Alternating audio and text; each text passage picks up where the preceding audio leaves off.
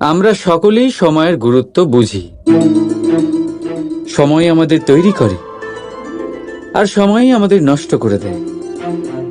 কখনো ভালো সময় আসে, আর কখনো ভীষণ খারাপ সময় আসে। তবে আশ্চর্যের বিষয় এটাই যে সব জেনেও আমরা সময় নষ্ট করি। মনে রাখবেন, সময় শুধু বয়ে যায়, কখনো ফিরে আসে না। তাই ভালো সময় আসার অপেক্ষায় সময় নষ্ট করবেন না। যাই করবেন আজ, এক্ষুনি, এই মুহূর্তে শুরু করুন। তা সেটা কাউকে আনন্দ দেওয়াই হোক, বা নিজেকে বদলানোর চেষ্টা করা হোক, যাই হোক না কেন, বিলম্ব করবেন না। কারণ সময় শুধুমাত্র তাকেই সঙ্গ দেয় যে সর্বদা সময়কে সম্মান করে। রাধা রাধা। কখনো কখনো আমরা নিজের মা বাবার ওপর কতটা রেগে যাই, মনে করি ওনাদের মন আমাদের দিকেই নেই। আমরা ভাবি ওনাদের কাছে আমাদের কোনো অস্তিত্বই নেই, আর তাই আমরা রেগে যাই।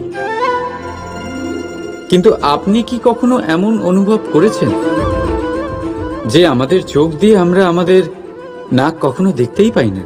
কারণ তা চোখের ভীষণই কাছে থাকে, দুই চোখের মাঝখানে। কিন্তু যখন কেউ মুখে আঘাত করে, হাত সর্বপ্রথম নাককেই সুরক্ষিত করার চেষ্টা করে। মাতা পিতাও অনেকটা এরকমই হয়।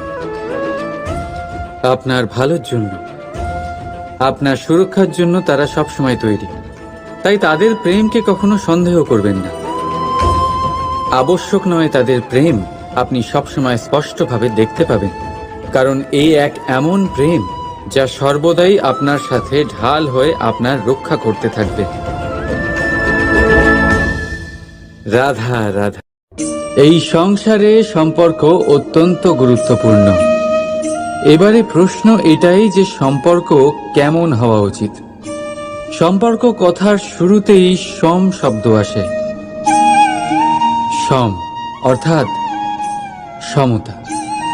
তাই কারোর সাথে সম্পর্ক পালন করতে গিয়ে এতটাও নিচু হবেন না যে ওঠার জন্য কারোর সাহায্যের প্রয়োজন পড়ে। মনে রাখবেন, যে ছোট করতে চায় সে কখনো সম্পর্ক পালন করতে পারবে না। সম্পর্ক তার সাথেই বাঁধুন যে আপনাকে সমান মনে করে, আপনাকে সম্মান করে। কারণ সম্মান দ্বারাই সম্পর্ক স্বীকৃতি পাবে আর সমৃদ্ধ হবে। রাধা রাধা। কখনো ভেবেছেন, যখন মাতা সন্তানকে জন্ম দেয় তখন কি হয়?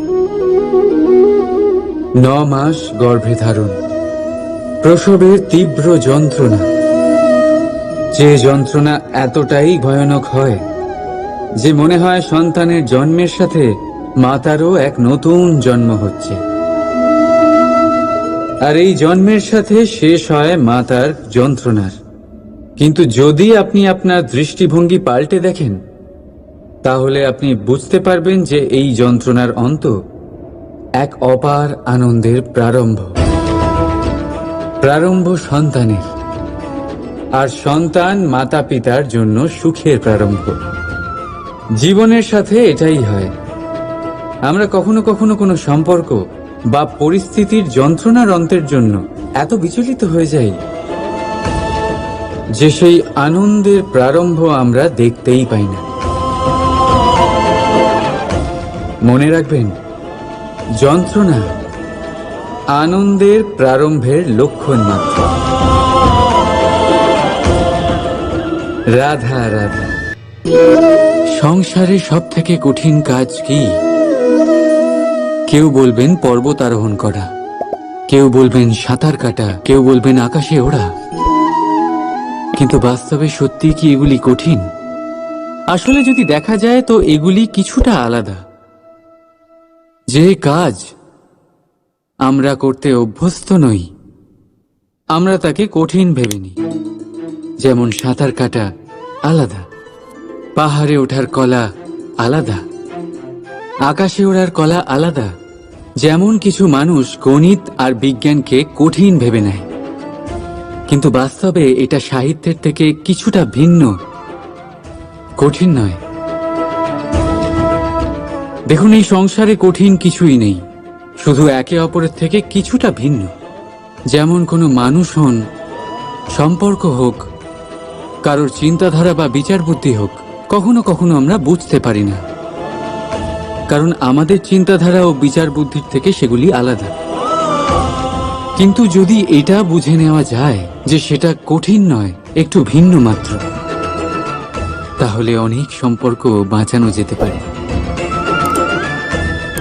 রাধা রাধা। এ হলো একটা পাতলা সুতো। ভাবছি যদি এটা দিয়ে আমি পোশাক বানাই, তাহলে নিজের জন্য কত সুন্দর একটা পোশাক বানাতে পারবো। কিন্তু যদি এটা আমি, চিন্তা করবেন না,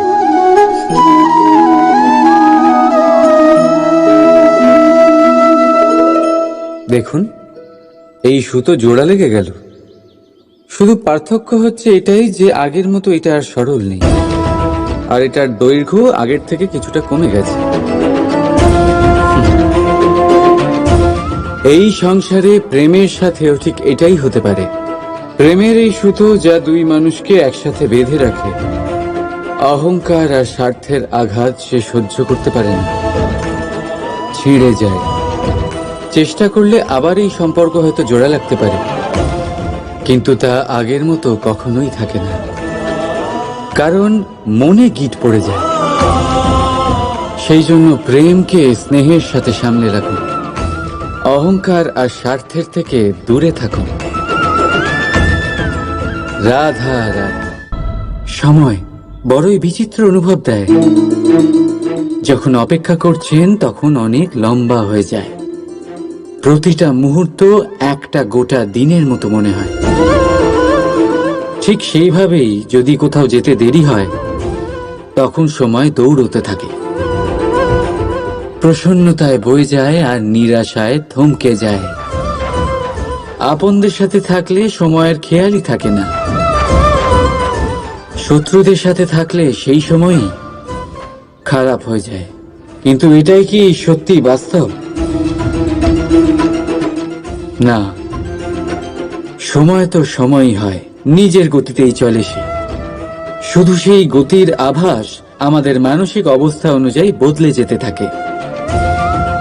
তাই এই সমস্যা সময়ের নয়, আমাদের মানসিকতা। তাই নিজেকে খুশি রাখুন, অন্যদেরও খুশি রাখুন। আগের সমস্ত ঘটনা ভুলে যান আর একটা উজ্জ্বল ভবিষ্যতের দিকে অগ্রসর হন। সময় সবসময় ভালোই লাগবে। প্রেম করুন সবার সাথে, সময় সবসময় সুখেই কাটবে। রাধা রাধা। আমরা সকলেই মনে করি যে আমাদের জীবনে কখনো কখনো কোনো না কোনো স্থানে প্রেম হয়েই থাকে। সেটা মাতা পিতার আর সন্তানের প্রেম হোক, জ্ঞানীর জ্ঞানের সাথে হোক, কোনো শিল্পীর নিজের শিল্পের সাথে হোক, ইত্যাদি ইত্যাদি। কিন্তু বাস্তবে এটা কি সত্যি প্রেম? মোহও তো হতে পারে। এবার আপনারা জিজ্ঞেস করবেন, প্রেম আর মোহর মধ্যে পার্থক্য কি? পার্থক্য হলো বন্ধনের। যা আপনাকে বাঁধে তা হলো মোহ, প্রেম নয়। প্রেম সেটাই যা আপনাকে মুক্ত করে উন্নয়নের দিকে পাঠায়। চলুন আপনাকে একটা উদাহরণ দিই। কিছু মাতা পিতা নিজের সন্তানকে কোনো অন্য নগরীতে পড়তে পাঠাতে পারেন না, নিজের সন্তানকে তার বন্ধুদের সাথে খেলতে দিতে পারেন না। চিন্তা করেন যে তাদের সন্তানের যাতে কষ্ট না হয়, আর তাই জন্য তাদের বেঁধে রাখেন। এটা প্রেম নয়, এটা মোহ।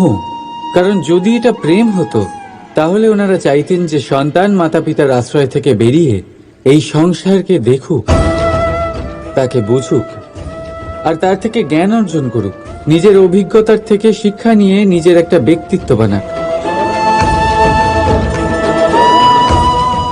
মনে রাখবেন, মোহ থেকে ভয় জন্ম নেয়, আর প্রেম থেকে শুধুই আনন্দ। সেই কারণে বাঁধবেন না, মুক্ত করুন, কারণ এটাই প্রেম। রাধা রাধা, এই ফলটা দেখছেন আপনি? এটা সেই ফল যেটা গাছের সবচেয়ে উঁচু ডালে পাওয়া যায়, কিন্তু যখন এটা খসে পড়ে তখন এটা আকাশের দিকে যায় না যা ওপরে আছে, সে যায় সেই ভূমির দিকে যে নিচ থেকে তার দিকে তাকিয়ে থাকে। কেন? কারণ এই ফলের নিজের উচ্চতার ধারণা মাটির থেকে নিজের দূরত্ব দেখে হয়। এই ব্যাপারটাই আমাদের মানুষের জন্যও খাটে। যদি আপনি সম্পন্ন হন তাহলে তাদের সাহায্য অবশ্যই করবেন যাদের সামর্থ্য আপনার থেকে কম, যাদের সাহায্যের অত্যন্ত প্রয়োজন। আপনার সামর্থ্য বেশি কারণ তাদের আপনার থেকে সামর্থ্য কম। দেখুন, জীবনে আনন্দ শুধু বড় হওয়ায় নয়, বরং তাদের সাহায্য করেও আছে যারা কোনো কারণবশত আপনার থেকে নিচে রয়ে গেছেন। আর যখন একটা ফল এই কথাটা বুঝতে পারে তখন আপনি নয় কেন? রাধা রাধা, আপনি কখনো কোনো পাখি দেখেছেন? তীব্র বায়ু, ভয়ানক বর্ষা, হিংস্র জীব একাধিকবার তাদের বাসা নষ্ট করে দেয়, কিন্তু তাও সে ঝড়ের সাথে ঝগড়া করে না। সে কখনো বর্ষাকে হিংসে করে না, আর না সে হিংস্র পশুদের উপর প্রতিশোধ নেয়। সে শুধু স্থান পরিবর্তন করে, অন্য কোনো শক্ত ডালে আবার নিজের বাসা বানাতে উদ্যোগী হয়, আর তারপর সফল হয়ে নিজের পরিবার প্রতিষ্ঠা করে। আর তারপর কিছু মাসের মধ্যেই তার ছোট সন্তানদের আকাশে ডানা মেলে উড়তে দেখা যায়। অন্যদিকে একটি সাপ প্রহারের প্রতিশোধ নেওয়ার উদ্দেশ্যে মানুষের বসতিতে প্রবেশ করে, আর শেষে সে নিজেই মারা যায়। এই শিক্ষাই আমাদের মানুষদের জন্য প্রযোজ্য। প্রতিশোধের আগুনে মানুষ স্বয়ং ভস্ম হয়ে যায়, উত্থান থেকে পতনের দিকে নিয়ে যায়। তাই যদি জীবনে উন্নতি করতে হয় তবে পরিবর্তনের চিন্তা নিয়ে কর্ম করুন, নয়তো প্রতিশোধ আপনাকে রসাতলে তলিয়ে দেবে। রাধা রাধা। অগ্নি জীবনে খুব মহত্বপূর্ণ হয়। এই অগ্নি উজ্জ্বলতা হয়ে আমাদের জীবিত রাখে। কিন্তু ভাবুন, যদি এই উজ্জ্বলতা ক্রোধের অগ্নি হয়ে দিকভ্রষ্ট হয় তাহলে কি হবে? একটা ছোট পাতা দিয়ে শুরু করে গোটা বনকে ছারখার করে দিতে পারে। ঠিক সেরকমই মানুষের ক্রোধের আগুনও অন্যদের তো ভস্ম করেই, কিন্তু তার পূর্বে স্বয়ং নিজেকেই ভস্ম করে দেয়। তাহলে কি করা যায়? কি করে নিয়ন্ত্রণ করা যায় তাকে? উত্তর হলো তাতে জল ঢেলে দিয়ে, জলের মতো বইতে দিন নাকি। ঠিক সেইভাবে যেমন সূর্য নিজের অগ্নিকে তেজ বানিয়ে আপনার কাছে পৌঁছে দেয়। এটাই পার্থক্য সূর্যের অগ্নি আর ক্রোধের অগ্নির মধ্যে। সূর্যের অগ্নি বিচ্ছুরিত হয়ে প্রতিফলিত হয়ে আসে, আর সেই জন্যই তাকে তেজ বলা হয়। অন্যদিকে আমাদের ক্রোধের আগুনের কোনো সীমাই থাকে না। তাহলে নিজের অন্তরের শক্তিকে ক্রোধের আগুন বানিয়ে জ্বালাতে চান, নাকি উজ্জ্বলতা বানিয়ে বিস্তারিত করতে চান? সিদ্ধান্ত আপনার।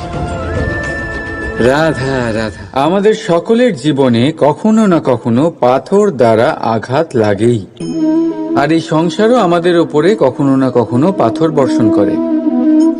কখনো আমাদের খারাপ ভেবে, আর কখনো আমাদের অসফল ভেবে, কখনো আমাদের বুদ্ধিহীন ভেবে। কারণ অনেক আছে, কিন্তু এই পাথর দ্বারা আমরা আঘাত পাবো কি পাবো না তা সম্পূর্ণ আমাদের হাতে। হয় আপনি এই পাথরের আঘাত পেয়ে চোখের জলে ডুবে থাকতে পারেন, আর নয়তো যদি আপনি চান তাহলে এই পাথর দিয়ে সেতু বানিয়ে সকল সমস্যার সাগর অতিক্রম করতে পারেন। সিদ্ধান্ত আপনার। এই পাথর, এ হলো প্রতীক আমাদের নিন্দার, আমাদের আলোচনার। যে এই আলোচনা নাকারাত্মকভাবে দেখবে সে শুধুমাত্র কষ্টই পাবে, আর যে এই আলোচনাকে নিজের বিকাশের আধার বানাবে সেই সাফল্যের চূড়ায় পৌঁছবে। তাই মনে রাখবেন, আলোচনা আপনার শত্রু নয়, আপনার সবচেয়ে বড় মিত্র। রাধা রাধা। কথায় আছে সবকিছু সীমা থাকে, মুশকিলের, কষ্টের, সংকটের, অন্ধকারের। যার কোনো সীমা নেই তা হলো কেবলমাত্র কঠোর পরিশ্রমের। আপনি নিশ্চয়ই দেখেছেন, রাত্রি যতই অন্ধকারময় হোক তারারা পরিশ্রম করে তার সাথে লড়তে থাকে, আর অবশেষে সকাল হয়েই যায়। ঝড়ে পাখিদের বাসা ছিন্ন বিচ্ছিন্ন হয়ে যায়, কিন্তু পাখিরা নিজের পরিশ্রম দ্বারা তা আবার বানিয়ে নেয়। কারণ যা সীমিত তাকে অসীমের কাছে হারতে হয়, আর পরিশ্রম অসীম। রাধা রাধা। বাবুল গাছ কত বিশাল আকার হয়, পিপুল গাছও বিশাল আকার হয়। কিন্তু আপনি কি কখনো ভেবে দেখেছেন যে কেন দূরে সরায় না, বরং তাকে শীতল ছায়া দিয়ে তার ক্লান্তি দূর করে? এই সংসারে যদি আপনি সম্মান পেতে চান তবে পিপুল গাছের মতোই হতে হবে।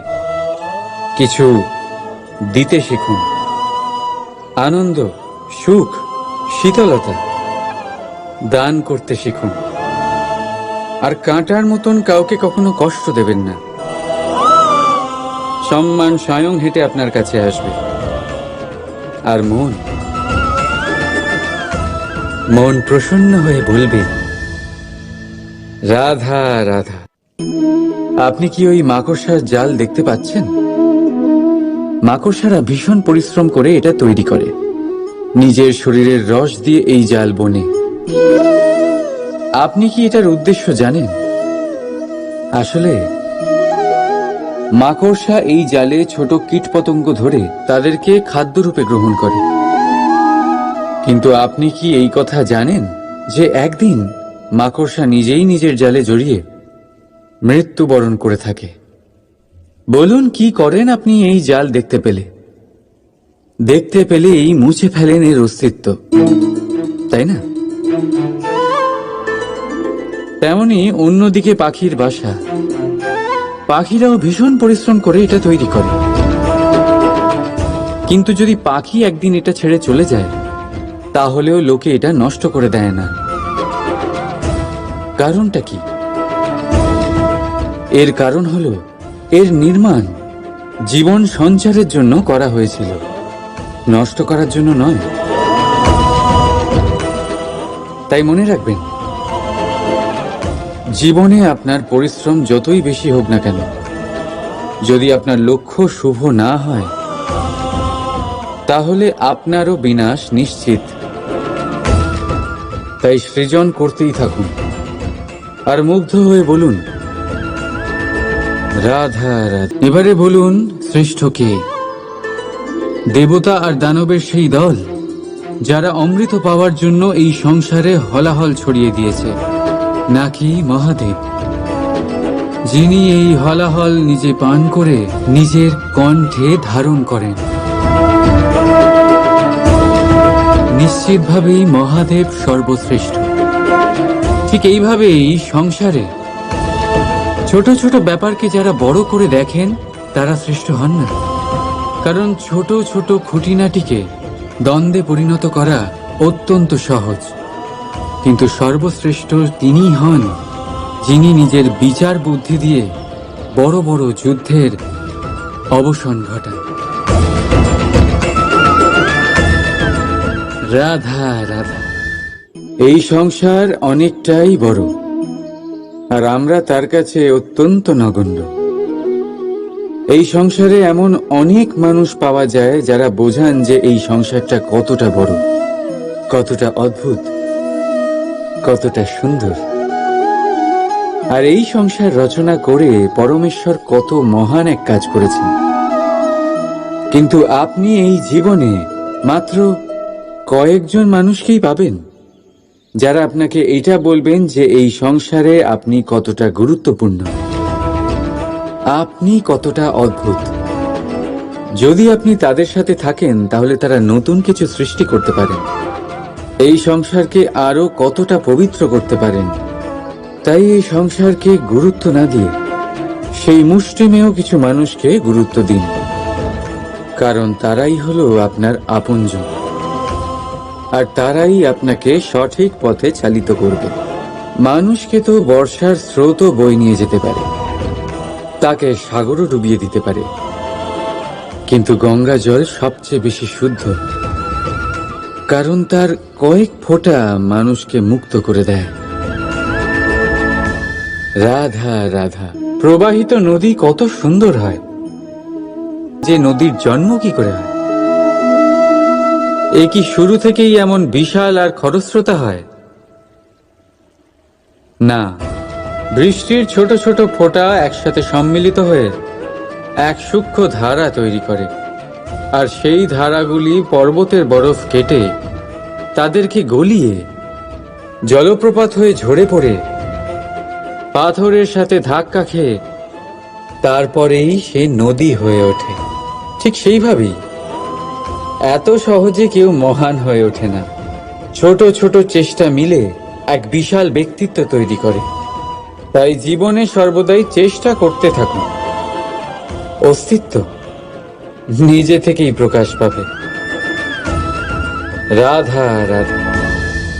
মিষ্টি জল সবার পছন্দ, কিন্তু নোনতা জল কেউ পছন্দ করে না। এইবার ভাবার বিষয় হলো মুক্ত, যা সমুদ্রের গহ্বরেই তৈরি হয়। নোনতা জলের মধ্যে থেকেই প্রতি মুহূর্তে অন্য প্রাণীদের থেকে বেঁচে নিজের অস্তিত্বকে বাজি রেখে ঝিনুক মুক্ত প্রদান করে থাকে। কখনো ভেবেছেন কেন? কারণ সংকটের সম্মুখীন না হয়ে, চরম পরিস্থিতির সাথে না জড়িয়ে আপনার কখনোই সুখ প্রাপ্তি হবে না। তাই নির্ভীক হয়ে সংকটের সম্মুখীন হন, আর আমার সাথে ভালোবেসে বলুন রাধা রাধা।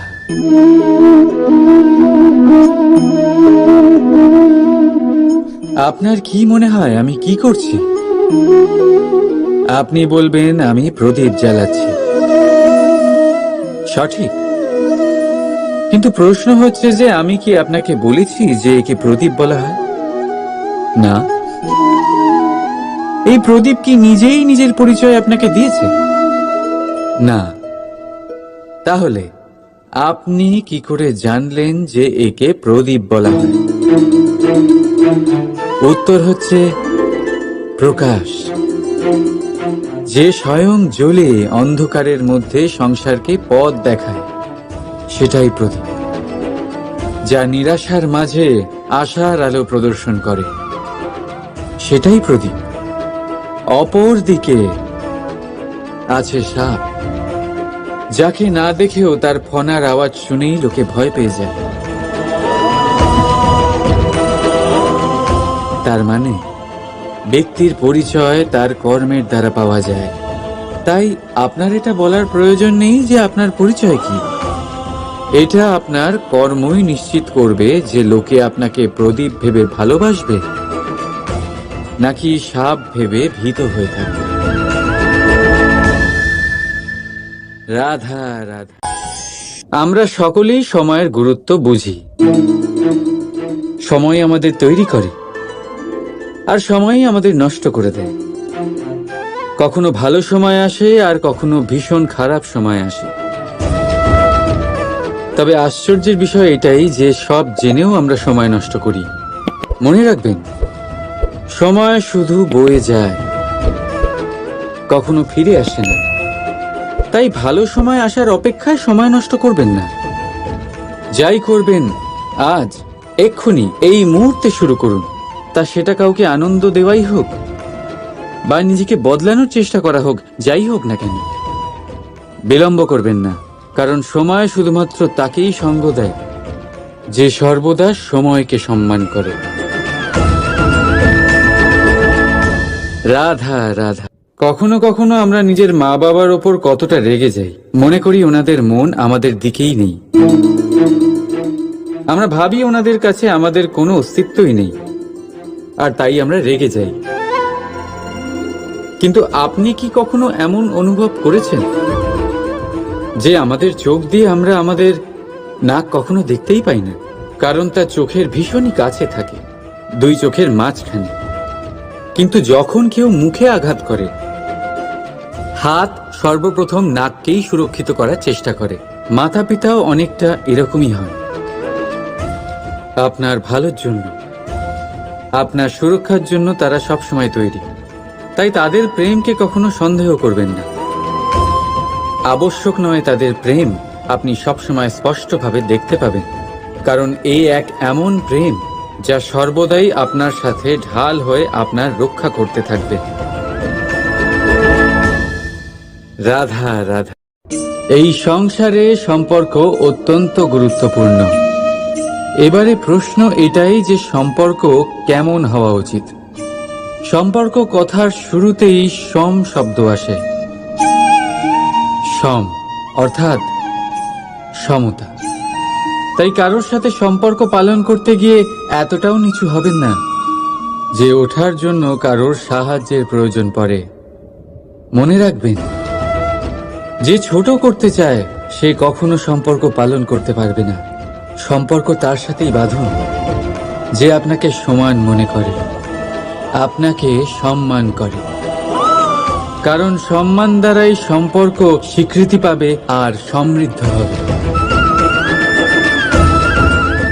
রাধা রাধা। কখনো ভেবেছেন যখন মাতা সন্তানকে জন্ম দেয় তখন কি হয়? 9 মাস গর্ভে ধারণ, প্রসবের তীব্র যন্ত্রণা, যে যন্ত্রণা এতটাই ভয়ানক হয় যে মনে হয় সন্তানের জন্মের সাথে মাতারও এক নতুন জন্ম হচ্ছে। আর এই জন্মের সাথে শেষ হয় মাতার যন্ত্রণার।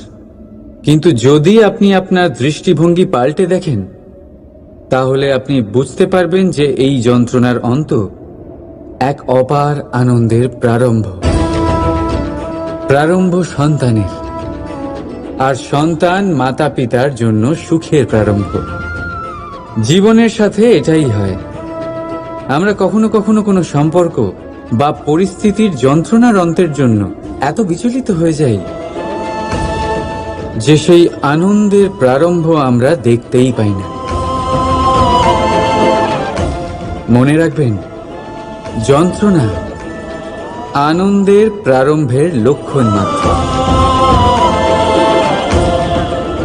রাধা রাধা। সংসারে সব থেকে কঠিন কাজ কি?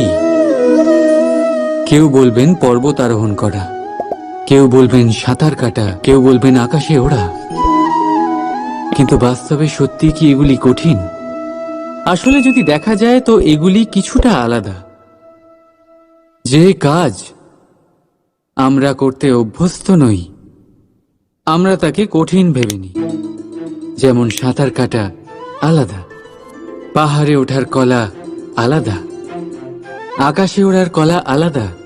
যেমন কিছু মানুষ গণিত আর বিজ্ঞানকে কঠিন ভেবে নেয়, কিন্তু বাস্তবে এটা সাহিত্যের থেকে কিছুটা ভিন্ন, কঠিন নয়। দেখুন, এই সংসারে কঠিন কিছুই নেই, শুধু একে অপরের থেকে কিছুটা ভিন্ন। যেমন কোনো মানুষ হন, সম্পর্ক হোক, কারোর চিন্তাধারা বা বিচার বুদ্ধি হোক, কখনো কখনো আমরা বুঝতে পারি না, কারণ আমাদের চিন্তাধারা ও বিচার বুদ্ধির থেকে সেগুলি আলাদা।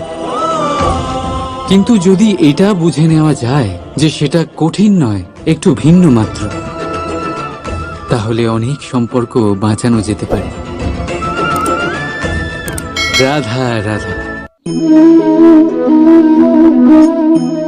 এ হলো একটা পাতলা সুতো। ভাবছি যদি এটা দিয়ে আমি পোশাক বানাই, তাহলে নিজের জন্য কত সুন্দর একটা পোশাক বানাতে পারবো। কিন্তু যদি এটা আমি চিন্তা করবেন না,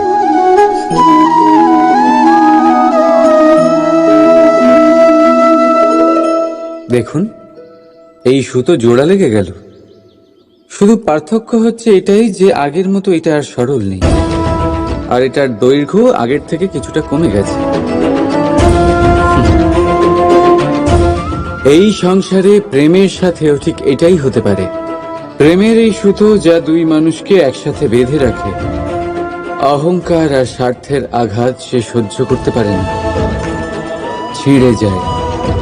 চেষ্টা করলে আবার এই সম্পর্ক হয়তো জোড়া লাগতে পারে, কিন্তু তা আগের মতো কখনোই থাকে না, কারণ মনে গিঁট পড়ে যায়। সেই জন্য প্রেমকে স্নেহের সাথে সামলে রাখুন, অহংকার আর স্বার্থের থেকে দূরে থাকুন। রাধা রাধা। সময় বড়ই বিচিত্র অনুভব দেয়। যখন অপেক্ষা করছেন তখন অনেক লম্বা হয়ে যায়। প্রতিটা মুহূর্ত একটা গোটা দিনের মতো মনে হয়। ঠিক সেইভাবেই যদি কোথাও যেতে দেরি হয়, তখন সময় দৌড়তে থাকে। প্রসন্নতায় বয়ে যায় আর নিরাশায় থমকে যায়। আপনদের সাথে থাকলে সময়ের খেয়ালই থাকে না, শত্রুদের সাথে থাকলে সেই সময়ই খারাপ হয়ে যায়। কিন্তু এটাই কি সত্যি বাস্তব? না, সময় তো সময়ই হয়, নিজের গতিতেই চলে সে। শুধু সেই গতির আভাস আমাদের মানসিক অবস্থা অনুযায়ী বদলে যেতে থাকে। তাই এই সমস্যা সময়ের নয়, আমাদের মানসিকতা। তাই নিজেকে খুশি রাখুন, অন্যদেরও খুশি রাখুন। আগের সমস্ত ঘটনা ভুলে যান আর একটা উজ্জ্বল ভবিষ্যতের দিকে অগ্রসর হন। সময় সবসময় ভালোই লাগবে। প্রেম করুন সবার সাথে, সময় সবসময় সুখেই কাটবে। রাধা রাধা। আমরা সকলেই মনে করি যে আমাদের জীবনে কখনো কখনো কোনো না কোনো স্থানে প্রেম হয়েই থাকে। সেটা মাতা পিতার আর সন্তানের প্রেম হোক, জ্ঞানীর জ্ঞানের সাথে হোক, কোনো শিল্পীর নিজের শিল্পের সাথে হোক, ইত্যাদি ইত্যাদি। কিন্তু বাস্তবে এটা কি সত্যি প্রেম? মোহও তো হতে পারে। এবার আপনারা জিজ্ঞেস করবেন, প্রেম আর মোহর মধ্যে পার্থক্য কি? পার্থক্য হলো বন্ধনের। যা আপনাকে বাঁধে তা হলো মোহ, প্রেম নয়।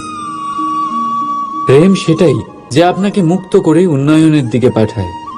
চলুন আপনাকে একটা উদাহরণ দিই। কিছু মাতা পিতা নিজের সন্তানকে কোনো অন্য নগরীতে পড়তে পাঠাতে পারেন না, নিজের সন্তানকে তার বন্ধুদের সাথে খেলতে দিতে পারেন না। চিন্তা করেন যে তাদের সন্তানের যাতে কষ্ট না হয়, আর তাই জন্য তাদের বেঁধে রাখেন। এটা প্রেম নয়, এটা মোহ। কারণ যদি এটা প্রেম হতো তাহলে ওনারা চাইতেন যে সন্তান মাতা পিতার আশ্রয় থেকে বেরিয়ে এই সংসারকে দেখুক, তাকে বুঝুক, আর তার থেকে জ্ঞান অর্জন করুক, নিজের অভিজ্ঞতার থেকে শিক্ষা নিয়ে নিজের একটা ব্যক্তিত্ব বানাক। মনে রাখবেন, মোহ থেকে ভয় জন্ম নেয়, আর প্রেম থেকে শুধুই আনন্দ। সেই কারণে বাঁধবেন না, মুক্ত করুন, কারণ এটাই প্রেম। রাধা রাধা। এই ফলটা দেখছেন আপনি? এটা সেই ফল যেটা গাছের সবচেয়ে উঁচু ডালে পাওয়া যায়, কিন্তু যখন এটা খসে পড়ে তখন এটা আকাশের দিকে যায় না যা ওপরে আছে, সে যায় সেই ভূমির দিকে যে নিচ থেকে তার দিকে তাকিয়ে থাকে। কেন? কারণ এই ফলের নিজের উচ্চতার ধারণা মাটির থেকে নিজের দূরত্ব দেখে হয়। এই ব্যাপারটাই আমাদের মানুষের জন্যও খাটে। যদি আপনি সম্পন্ন হন তাহলে তাদের সাহায্য অবশ্যই করবেন যাদের সামর্থ্য আপনার থেকে কম, যাদের সাহায্যের অত্যন্ত প্রয়োজন। আপনার সামর্থ্য বেশি, কারণ তাদের আপনার থেকে সামর্থ্য কম। দেখুন, জীবনে আনন্দ শুধু বড় হওয়ায় নয়, বরং তাদের সাহায্য করেও আছে যারা কোনো কারণবশত আপনার থেকে নিচে রয়ে গেছেন। আর যখন একটা ফল এই কথাটা বুঝতে পারে, তখন আপনি নয় কেন? রাধা রাধা, আপনি কখনো কোনো পাখি দেখেছেন? তীব্র বায়ু, ভয়ানক বর্ষা, হিংস্র জীব একাধিকবার তাদের বাসা নষ্ট করে দেয়, কিন্তু তাও সে ঝড়ের সাথে ঝগড়া করে না। সে কখনো বর্ষাকে হিংসে করে না, আর না সে হিংস্র পশুদের ওপর প্রতিশোধ নেয়। সে শুধু স্থান পরিবর্তন করে, অন্য কোনো শক্ত ডালে আবার নিজের বাসা বানাতে উদ্যোগী হয়, আর তারপর সফল হয়ে নিজের পরিবার প্রতিষ্ঠা করে। আর তারপর কিছু মাসের মধ্যেই তার ছোট সন্তানদের আকাশে ডানা মেলে উড়তে দেখা যায়। অন্যদিকে একটি সাপ প্রহারের প্রতিশোধ নেওয়ার উদ্দেশ্যে মানুষের বসতিতে প্রবেশ করে, আর শেষে সে নিজেই মারা যায়। এই শিক্ষাই আমাদের মানুষদের জন্য প্রযোজ্য। প্রতিশোধের আগুনে মানুষ স্বয়ং ভস্ম হয়ে যায়, উত্থান থেকে পতনের দিকে নিয়ে যায়। তাই যদি জীবনে উন্নতি করতে হয়, তবে পরিবর্তনের চিন্তা নিয়ে কর্ম করুন, নয়তো প্রতিশোধ আপনাকে রসাতলে তলিয়ে দেবে। রাধা রাধা। অগ্নি জীবনে খুব মহত্বপূর্ণ হয়। এই অগ্নি উজ্জ্বলতা হয়ে আমাদের জীবিত রাখে। কিন্তু ভাবুন, যদি এই উজ্জ্বলতা ক্রোধের অগ্নি হয়ে দিকভ্রষ্ট হয়, তাহলে কি হবে? একটা ছোট পাতা দিয়ে শুরু করে গোটা বনকে ছারখার করে দিতে পারে। ঠিক সেরকমই মানুষের ক্রোধের আগুনও অন্যদের তো ভস্ম করেই, কিন্তু তার পূর্বে স্বয়ং নিজেকেই ভস্ম করে দেয়। তাহলে কি করা যায়? কি করে নিয়ন্ত্রণ করা যায় তাকে? উত্তর হলো, তাতে জল ঢেলে দিয়ে। জলের মতো বইতে দিনে কি? ঠিক সেইভাবে যেমন সূর্য নিজের অগ্নিকে তেজ বানিয়ে আপনার কাছে পৌঁছে দেয়। এটাই পার্থক্য সূর্যের অগ্নি আর ক্রোধের অগ্নির মধ্যে। সূর্যের অগ্নি বিচ্ছুরিত হয়ে প্রতিফলিত হয়ে আসে, আর সেই জন্যই তাকে তেজ বলা হয়। অন্যদিকে আমাদের ক্রোধের আগুনের কোনো সীমাই থাকে না। তাহলে নিজের অন্তরের শক্তিকে ক্রোধের আগুন বানিয়ে জ্বালাতে চান, নাকি উজ্জ্বলতা বানিয়ে বিস্তারিত করতে চান? সিদ্ধান্ত আপনার। রাধা